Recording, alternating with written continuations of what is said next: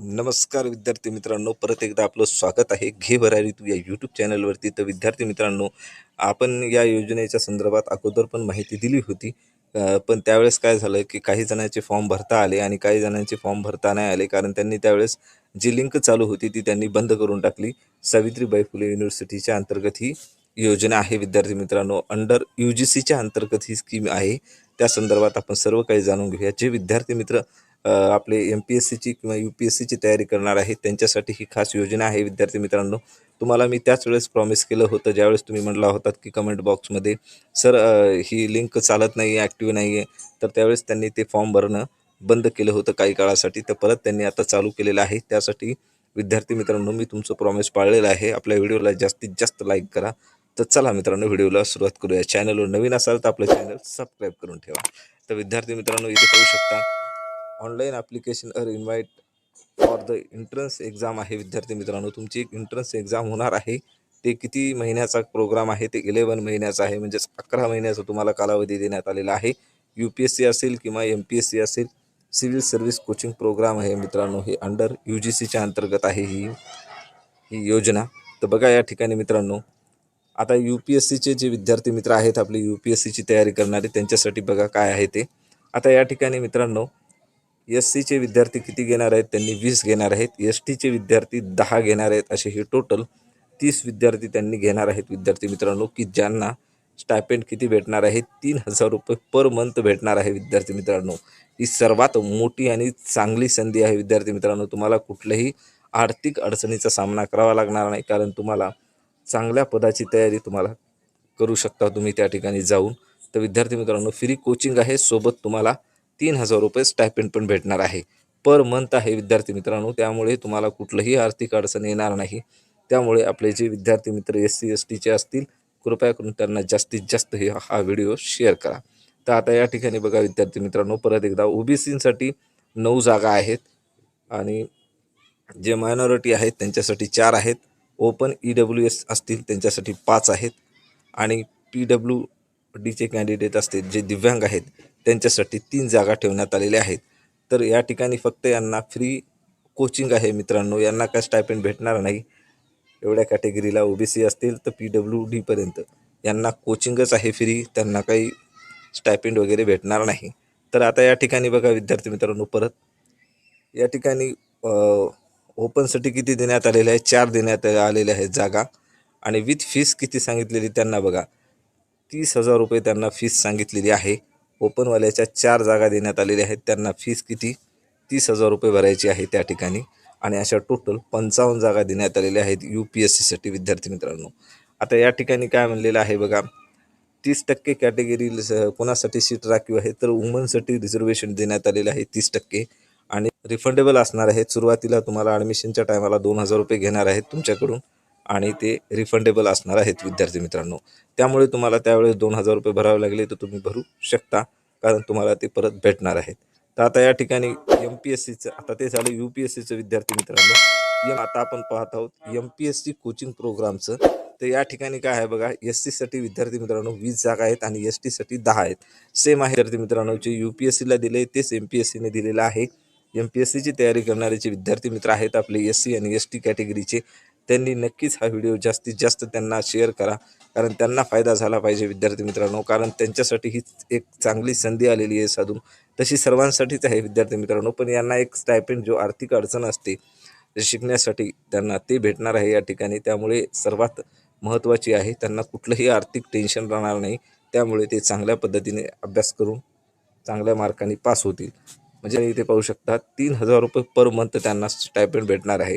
Same आहे विद्यार्थी मित्रांनो, UPSC करणारे असतील किंवा MPSC असतील, त्या दोघांना पण 3,000 रुपये स्टायपेंड भेटणार आहे. सोबत त्यांना फ्री कोचिंग पण आहे. आणि जे OBC असतील, मायनॉरिटी असतील आणि ओपन PWD असतील, त्यांच्यासाठी फक्त फ्री कोचिंग आहे. यांनी पण सेम ठेवलेलं आहे विद्यार्थी मित्रांनो. यामध्ये पण 3 जागा, 3 जागा PWDला, ओपनला 5, मायनॉरिटीला 4 देण्यात आलेत, OBCला 9 जागा देण्यात आलेल्या आहेत.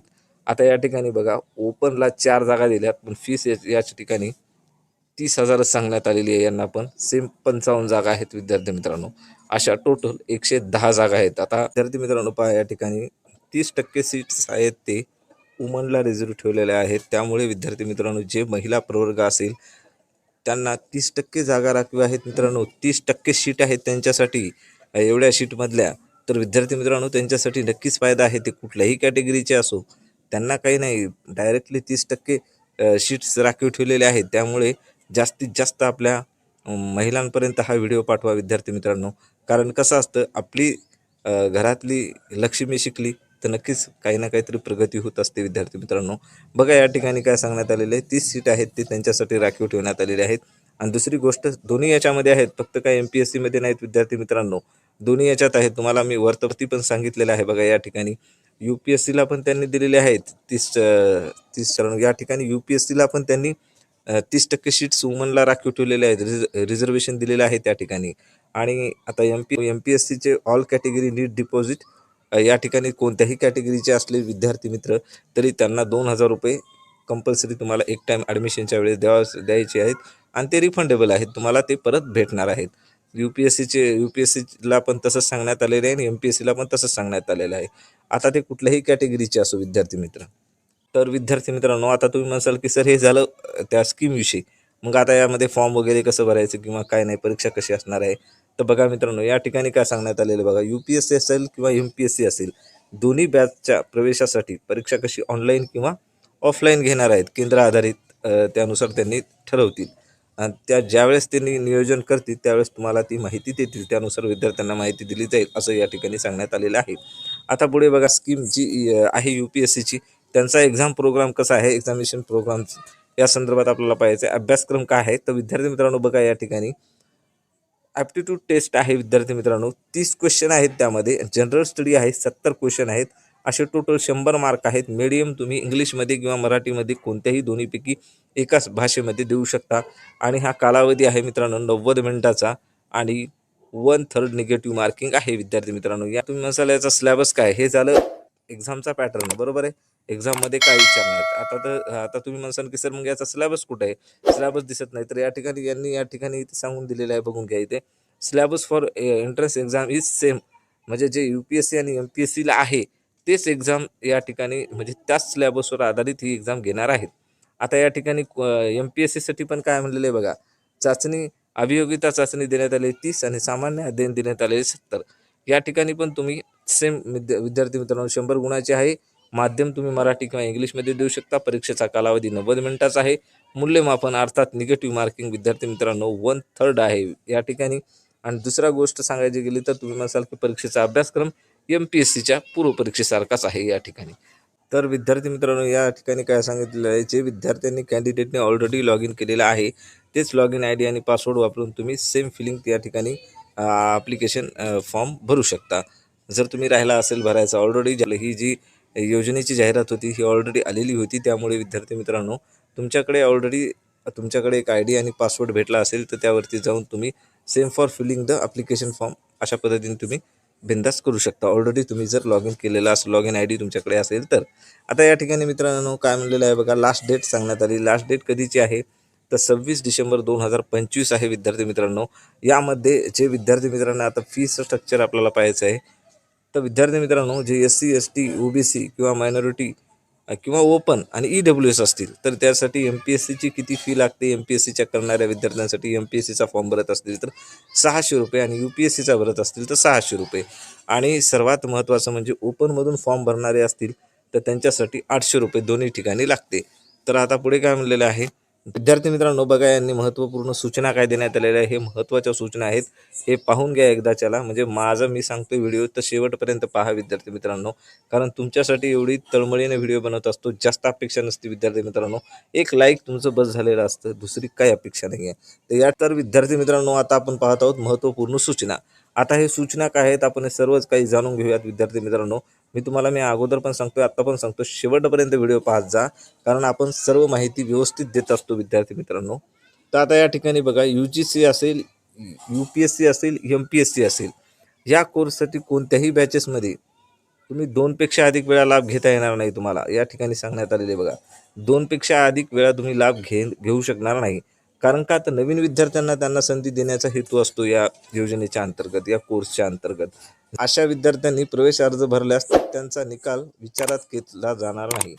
विचार केला जाणार नाही विद्यार्थी मित्रांनो तुमच्या निकालाचा, असं या ठिकाणी सांगण्यात आलेलं आहे. तर आता पुढे काय म्हणलेलं आहे बघा, एका विद्यार्थ्याला UPSC किंवा MPSC अशा दोन्ही प्रवेश परीक्षा देता येतील, परंतु दोन्ही प्रवेश परीक्षेसाठी प्रवेश परीक्षा शुल्क वेगवेगळी भरणं गरजेचं आहे.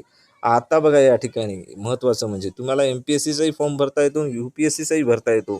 तुम्ही दोन्हीपैकी दोन्ही प्रवेश परीक्षा तुम्ही देऊ शकता, भरू शकता फॉर्म, त्यात काही दुमत नाही. मात्र तुम्हाला परीक्षा शुल्क आहे ते वेगवेगळा भरायचा आहे विद्यार्थी मित्रांनो.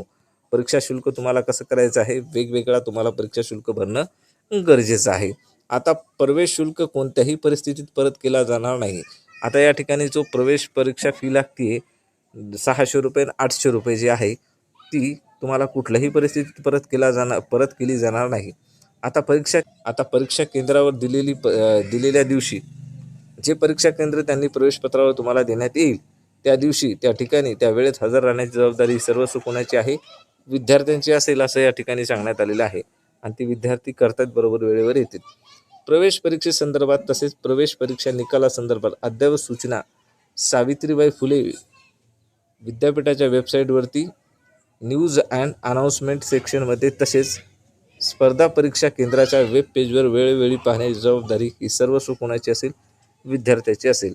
म्हणजेच विद्यार्थी मित्रांनो काही काही अपडेट आली तरी तुम्हाला त्या विद्यापीठाच्या वेबसाईटला भेट द्यावी लागेल किंवा तुम्ही एखाद्या स्पर्धा परीक्षेच्या केंद्राचे जे वेगवेगळे पेज असतात वेब पेज त्यांच्यावरती तुम्ही वेबसाईटवरती पाहू शकता, असं या ठिकाणी सांगण्यात आलेलं आहे. ही सर्वस्व जबाबदारी तुमची आहे. तर विद्यार्थी मित्रांनो काळजी करू नका, मी आहे सोबत. तुमच्या हॉल तिकीट वगैरे काही अनाऊन्समेंट झाली नवीन तर मी तुम्हाला नक्कीच सांगेल. तर बघ, प्रवेश परीक्षेचा निकाल जाहीर झाल्यानंतर प्रत्येक यादीनुसार ठरवून दिलेल्या कालावधीमध्ये प्रवेश देण्यात येईल. निश्चित कालावधीनंतर प्रतीक्षा यादीतील विद्यार्थ्यांना संधी दिली जाईल. त्यामुळे अगोदरच्या यादीतील निवडलेल्या विद्यार्थ्यांनी त्या जागेवर कोणत्याही प्रकारचा दावा करता येणार नाही. तर विद्यार्थी मित्रांनो या ठिकाणी काय सांगण्यात आलेलं आहे बघा, ज्यावेळेस तुमची एक्झाम होईल त्यावेळेस ती यादी लावण्यात येईल आणि यादीनुसार तुम्हाला एक टाईम पिरियड दिला जाईल की या आणि तुम्ही ॲडमिशन करून घ्या. जर तुम्ही त्या कालावधीत जर ॲडमिशन नाही केले तर प्रतीक्षा यादीतील जे विद्यार्थी असतील त्यांना तिथं ॲडमिशन दिले जाईल. आणि जर त्यांना ॲडमिशन दिल्याच्या नंतर तुम्ही गेलात आणि माझी निवड झाली होती, मला द्या, परत मला द्या इथं, तर आता तुम्हाला त्या ठिकाणी दावा करता येणार नाही, असं या ठिकाणी सांगण्यात आलेलं आहे. तर पुढे काय म्हणलेलं आहे बघा, प्रशिक्षण. आता तुम्हाला कोचिंग कशी असणार आहे, कोचिंग शुल्क परतावा फी रिफंड सावित्रीबाई फुले पुणे विद्यापीठ यांनी वेळोवेळी निर्गमित केलेल्या नियमानुसार केला जाईल. इंडक्शन कार्यक्रमाचे तसेच बॅच चालू होण्यासंदर्भात वेळापत्रक तपासणे ही सर्वस्वी विद्यार्थ्यांची जबाबदारी आहे. जर विद्यार्थी या संदर्भात कोणतीही माहिती मिळवण्यास अयशस्वी झाल्यास त्याने त्वरित स्पर्धा परीक्षा केंद्रास फोनद्वारे किंवा ईमेलद्वारे संपर्क साधावा, जेणेकरून विद्यार्थ्याला याबाबत योग्य ती माहिती मिळू शकेल. आता या ठिकाणी विद्यार्थी मित्रांनो सर्वस्व जबाबदारी तुमची आहे. जर कोचिंग संदर्भात काही अडचण आली तर तुम्ही विद्यापीठाला किंवा स्पर्धा परीक्षेच्या केंद्रांना फोन करून तुम्ही विचारू शकता.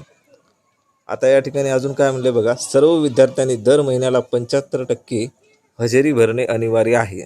सर्व विद्यार्थ्यांची दर महिन्याला किती 75% हजेरी भरणं गरजेचं आहे. विद्यार्थी मित्रांनो, ज्या विद्यार्थ्यांचा प्रवेश विकलांग विद्यार्थी मित्र आपले दिव्यांग आहेत आणि ते SC ST मधून येत असतील तर त्यांना विद्यावेतन देण्यात येणार आहे, असं या ठिकाणी सांगण्यात आलेलं आहे. विद्यार्थी मित्रांनो, अर्ज भरताना या ठिकाणी बघा, अर्ज भरताना अल्पसंख्याक असाल, बौद्ध, जैन, मुस्लिम, फारसी, शीख इत्यादी हे जे आहेत कॅटेगरी ते अल्पसंख्याक म्हणजेच मायनॉरिटीमध्ये येतात विद्यार्थी मित्रांनो.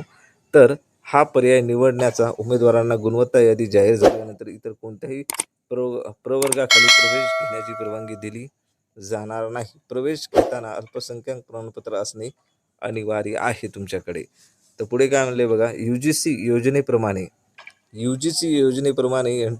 NTचे ABCD जे प्रकार आहेत आणि त्यानंतर SBC या प्रवर्गातील उमेदवारांना OBC प्रवर्गात अर्ज करू शकतात. तसेच महत्त्वाचं आहे विद्यार्थी मित्रांनो, प्रत्येकाने व्यवस्थित पाहिलं पाहिजे. UGC प्रमाणे म्हणजेच अर्थात ज्यावेळेस UGCची योजना होती, विद्यार्थी मित्र ज्या हॉस्टेलला राहत होते UGCच्या अंतर्गत म्हणजे PG करताना, तर त्या योजनेच्या अंतर्गतच. तर विद्यार्थी मित्रांनो, ही सर्वात महत्त्वाचा आणि मुद्द्याचा पॉईंट आहे. या ठिकाणी बघा, लक्षपूर्वक बघा. या ठिकाणी आता काय सांगण्यात आलेले, UGC प्रमाणेच सांगण्यात आलेले. UGC प्रमाणे कसं, एन टीचे जे प्रवर्ग आहेत EBCD आणि SBC, हे SBC वेगळा आहे हा. SBC या प्रवर्गातील उमेदवारांना OBC प्रवर्गातून अर्ज करू शकतात ते. आता हे जे कॅन्डिडेट आहेत ते सर्व कॅन्डिडेट OBC मधून अर्ज करू शकतात, यात काहीच दुमत नाही. तसेच SBC या प्रवर्गातील उमेदवार EWS मधून अर्ज करू शकतात. आता बघा, SBC जे प्रवर्ग आहे ते EWS मधून अर्ज करू शकतो आणि जे हे NTचे हे 4 प्रकार जे आहेत आणि सोबत SBC जे आहे हे सर्व उमेदवार कसं OBC मधून अर्ज करू शकतात असं या ठिकाणी सांगण्यात आलेलं आहे.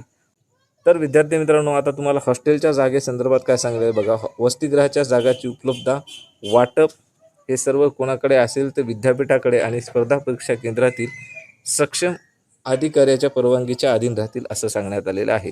आता त्यांच्या मनावर आहे त्यांनी काय करायचं, कुठं जागा द्यायची तुम्हाला हॉस्टेलसाठी, वसतिगृहाच्या जागा उपलब्ध करून द्यायच्या कशा पद्धतीने ते त्यांच्या हातात आहे.